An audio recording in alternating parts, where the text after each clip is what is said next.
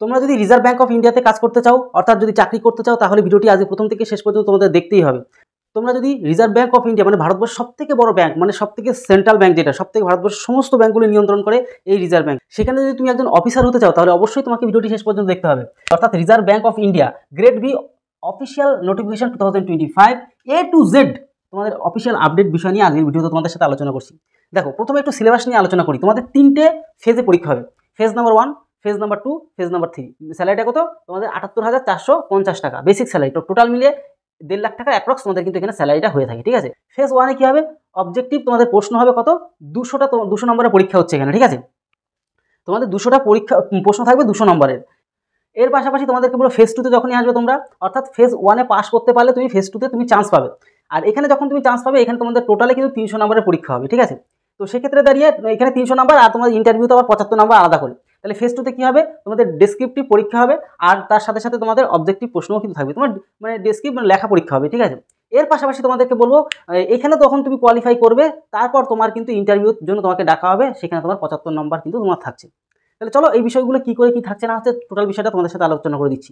দেখো, ফেজ 1 যেখানে অবজেক্টিভ প্রশ্ন থাকছে 200 নম্বর, সেখানে তোমাকে কোয়ালিফাইং নেচার শুধু অনলি, মানে তুমি এখানে এই নাম্বারটা কিন্তু ফাইনাল লিস্টে নাম যোগ হবে না, ঠিক আছে। এখানে জাস্ট এখানে তুমি পাস করতে পারলে, একটা ভালো একটা নাম্বার নিয়ে যদি পাস করতে পারো, তবে তুমি পরবর্তী মানে যে ফেজ 2 পরীক্ষার জন্য তুমি মানে যেতে পারবে, ঠিক আছে। তো এখানে ফেজ 1-এ কী থাকছে? তোমার টোটালটাই বললাম যে অবজেক্টিভ টাইপ তোমাদের টেস্টটা থাকবে, আর এখানে নেগেটিভ থাকবে। তুমি যদি 4টে ভুল করো 1 নাম্বার তোমার কিন্তু কাটা যাবে, অর্থাৎ 0.25। 4টে ভুল করলে 1 নাম্বার তোমার আসল নাম্বারতেও কাটা যাবে। এরপরে কি আছে? তোমাদের জেনারেল অ্যাওয়ারনেস। এখানে কারেন্ট অ্যাফেয়ার্স সবই থাকে, জিকে টেকে সব মিলিয়ে মিশিয়ে থাকে। সেখানে 80টা প্রশ্ন তোমাদের থাকবে, 80টা প্রশ্ন 80 তোমাদের নাম্বার, এবং তোমার সময়ও দেওয়া থাকবে। এর জন্য আলাদা সময় 25 মিনিট সময় দেবে। এই পরীক্ষাটা হয়ে 25 মিনিটের মধ্যে তুমি যদি করবে, আর না করলে পরবর্তী এই রিজনিংয়ের যে পোর্শনটা সেটা ওপেন হয়ে যাবে। সেখানে কি 60খানা প্রশ্ন থাকবে রিজনিং। সেখানে তোমাদের কিন্তু 60 নম্বরে প্রত্যেকটা 1 নম্বর করে, আর তোমাদের এখানে 45 মিনিট সময় দেবে। তারপর ইংরাজি থাকবে, ইংরাজি থেকে 30টা প্রশ্ন থাকবে, 30 নাম্বার, 25 মিনিট সময় দেবে। অঙ্ক থেকে তোমাদের 30টা প্রশ্ন থাকবে, 30 নাম্বার, আর হচ্ছে 25 মিনিট সময় দেবে, ঠিক আছে। টোটাল হচ্ছে 200টা প্রশ্ন, 200 নম্বর, 120 মিনিট টোটাল তোমার সময় দিচ্ছে প্রথম যে ফেজ 1-এ, ঠিক আছে। আর তোমাদের বললাম যে তোমরা অনেকে বলো যে 5 নম্বর কীরকম আশেপাশে থাকে। এই ক্ষেত্রে 5 নম্বর যে প্রিভিয়াস ইয়ারে যে সমস্ত ঘটনাগুলো ঘটেছে, সেখানে 60% থেকে 70%, মানে টোটাল নাম্বারের মধ্যে 200 নম্বরের মধ্যে তুমি পার্সেন্ট লাগিয়ে দেখবে যে তোমাদের যদি বলি, যদি আমি 70% ধরি, 200-র মধ্যে যদি আমি 70% ধরি, নিচে আমাদের 100 দিতে হচ্ছে, 0 0 0 কেটে 7 14 140, মানে ধরে নাও ওই 120-র আশেপাশে থেকে। কেন যদি এটা হয়, তাহলে আমরা দেখতে পাবো কি 6 দিকে 12, মানে 120 নম্বর থেকে 140 নম্বরের মধ্যে থাকলে তুমি কিন্তু প্রায় একটা সেফ জোনে থাকবে, পরবর্তী পরীক্ষার জন্য বা পরবর্তী ফেজ 2-র জন্য তুমি চান্স পেয়ে যাবে। এবার চলে আসি, আমাদের ফেজ 1 ক্লিয়ার হয়ে গেল। এখানে যখনই আমরা পাস করে যাবো, তখন আমাদের ফেজ 2-তে আসবে। ফেজ 2-এর গল্পটা কি? ফেজ 2-তে কিন্তু 3টে পেপার হয়, পেপার 1, পেপার 2, পেপার 3। পেপার 1-এ কী থাকছে? আর টোটালটা কিন্তু একই দিনে পরীক্ষা হবে। এই যে পেপার 1, পেপার 2, পেপার 3, যেখানে তোমার থাকছে ইকোনমিক এবং সোশ্যাল ইস্যু, এটা তোমাদের পার্ট 1 পেপার 1। আর পেপার 2 ইংরাজি তোমার রাইটিং স্কিলগুলো লিখতে হবে। পেপার 3-তে ফাইন্যান্স, অবশ্যই তুমি ব্যাংকের একটা চাকরি করবে, সেখানে ফাইন্যান্স ব্যাপারটা জানতে হবে এবং তার ম্যানেজমেন্ট, এগুলো সব ডেসক্রিপটিভ তোমার লিখতে হবে, ঠিক আছে। আর এই টোটালটাই তোমাদের কিন্তু একদিনে পরীক্ষা হবে 300 নাম্বার। আর এই যে তোমাদের ফেজ 2, এটাই কিন্তু ফাইনাল লিস্টে নাম আসবে, ঠিক আছে। এখানে তুমি ভালো নাম্বার পেতে পারলে তোমার এর উপরেই ফাইনাল লিস্টে তোমার নাম চলে আসবে। এবার দেখো, একটা বিষয় নিয়ে আলোচনা করছি। যেরকম পেপার 1-এ তো এক কথা তোমরা এই আরআরবি গ্রেড বি অফিসে মানে যে জবটা, তার টোটাল সিলেবাসটা তোমরা কিন্তু আগে থেকে জেনে যাচ্ছ। যেবারই হোক না কেন, তোমার সিলেবাস জানা থাকলে তুমি সেই অনুযায়ী তুমি প্র্যাকটিস করতে পারবে। তো ব্যাপারটা হচ্ছে এখানে প্রথম পেপার 1-এ কি ইকোনমিক এবং সোশ্যাল আমাদের ইস্যু, সেক্ষেত্রে কি যে 50 নম্বর অবজেক্টিভ প্রশ্ন থাকবে আর 50% ডেসক্রিপটিভ প্রশ্ন থাকবে, ঠিক আছে। এখানে 30টা প্রশ্ন থাকবে অবজেক্টিভ, আর এখানে 90টা প্রশ্ন থাকবে, 30 মিনিট সময় দেবে, এখানে 90 মিনিট সময় দেবে। 30 মিনিটে এখানে তোমার 30টা কোশ্চেন থাকে, আর এখানে তোমাদের 4টে প্রশ্ন থাকে, ঠিক আছে। টোটালতে দুটোতেই 50 নাম্বার থাকবে, টোটাল 100 নাম্বার।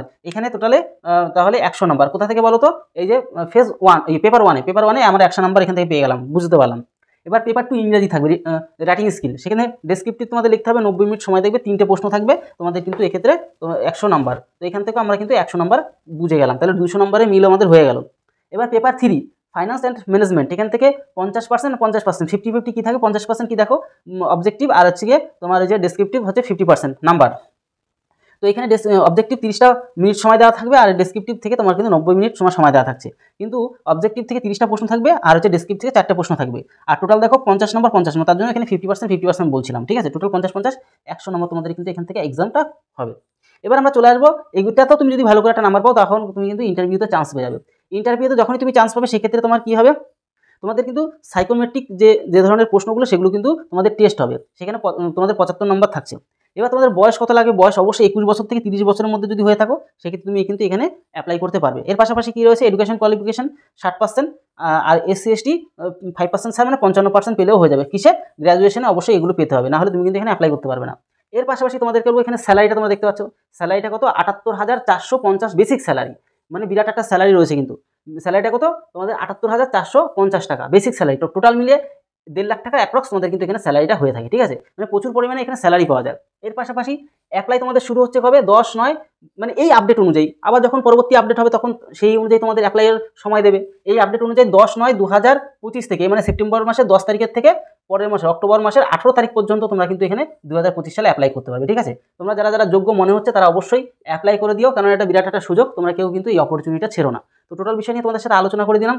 এর পাশাপাশি তোমরা যদি চ্যাপ্টার অনুযায়ী ম্যাথ এবং রিজনিংটাকে শিখতে চাও, চ্যাপ্টার অনুযায়ী যদি শিখতে চাও, তাহলে অবশ্যই আমাদের যে এই অফিসিয়াল যে নাম্বার, এই যে 7430885955, এই নাম্বারে কিন্তু অবশ্যই তোমরা কিন্তু হোয়াটসঅ্যাপে যোগাযোগ করতে পারো, ঠিক আছে। তাহলে তোমাদের চ্যাপ্টার অনুযায়ী, তোমরা অনেকে শিখতে চাও, একদম যারা একদম নিউ ফ্রেশার তারা শিখতে চাও চ্যাপ্টার অনুযায়ী, প্লাস যেই প্রশ্নগুলো চাকরি রিলেটেড বারবার ঘুরিয়ে ফিরিয়ে আসে, বেস্ট লেভেলের প্রশ্ন, সেগুলো তোমাদের কিন্তু কভার আপ করানো হচ্ছে। তাই অবশ্যই তোমরা এই নাম্বারে যোগাযোগ করতে পারো।